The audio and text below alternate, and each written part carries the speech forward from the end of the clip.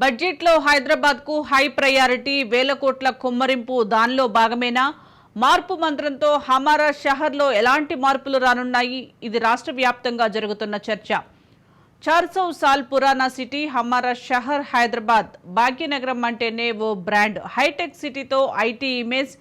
ఇండియాలో the most happening city. గత 10 ఏళ్ల కేసీఆర్ పాలనలో బ్రాండ్ హైదరాబాద్కి కొత్త మెరుగులు దిద్దారు.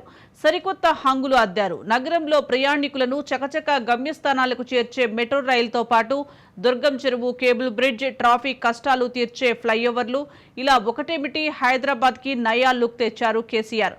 అందుకేనేమో గ్రేటర్ పరిధిలో ఓల్డ్ సిటీ మినహాయించి దాదాపు అన్ని అసెంబ్లీ సీట్లను గులాబీ పార్టీ కైవసం చేసుకుంది.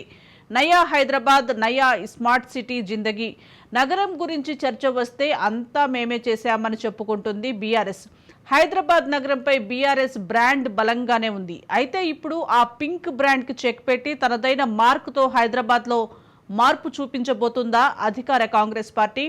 నవాబుల తీన్మార్ సిటీకి 3 రంగులతో నయా బ్రాండ్ తెచ్చే విధంగా కాంగ్రెస్ తన మార్కు అద్దాలనుకుంటుందా?